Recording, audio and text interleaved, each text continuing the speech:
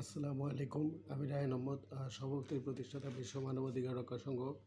আজকে আপনাদের সামনে আলোচনা করব বিশ্ব রাজনীতি ওয়ার্ল্ড পলিটিক্সের একটি গুরুত্বপূর্ণ টপিকস নিয়ে। আমি এই টপিকসটি নিয়েছি ভারতের স্বনামধন্য পত্রিকা আনন্দবাজার পত্রিকা হতে। গৃহযুদ্ধ থামতেই প্রতিশোধের আগুনে দেশ,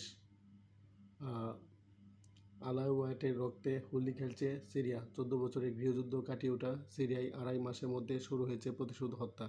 নির্বিচারে খুন করা হচ্ছে নিরীহ নাগরিকদের। সবচেয়ে বেশি নিশানা করা হচ্ছে আলাওয়াইট সম্প্রদায়ভুক্তদের।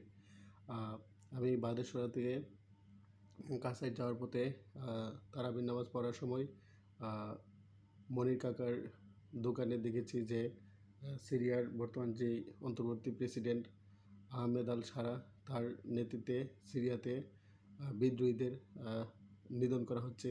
3 দিনে প্রায় 1300-র উপর মানুষ মারা গিয়েছে।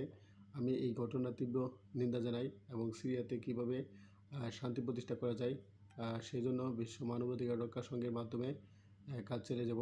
বিশ্ব শান্তি, মানব কল্যাণ, মানবাধিকার, ন্যায় বিচার প্রতিষ্ঠা করাই আমার জীবনের লক্ষ্য।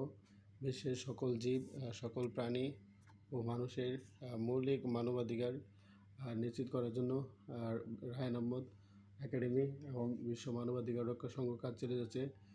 বিশ্ব শান্তি, মানব কল্যাণ, মানবাধিকার নিশ্চিত করে আমার জীবনের লক্ষ্য। নেপালের জনগণ আবার নেপালের রাজতন্ত্র ফিরিয়ে আনার জন্য আন্দোলন করে যাচ্ছে। গত কিছুদিন আগে নেপালে একটি ভয়াবহ ভূমিকম্প হয়েছিল। নেপালের ক্ষতিগ্রস্ত মানুষের পাশে সারা বিশ্বের সকল মানুষকে দাঁড়ানোর আহ্বান জানাই। এবং পাকিস্তানের একটি মসজিদে বিস্ফোরণে অনেক মানুষ মারা গেছে। আমি পাকিস্তানে শান্তি প্রতিষ্ঠার জন্য কাজ চালিয়ে যাচ্ছি।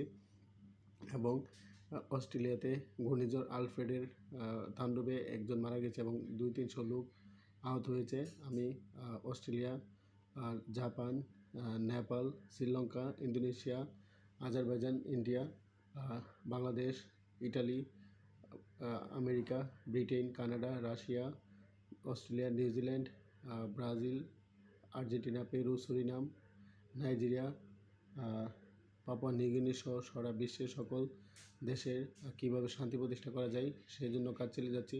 বিশ্ব শান্তি, মানব কল্যাণ ও মানবাধিকার নিশ্চিত করার জন্য কাজ চালিয়ে যাব।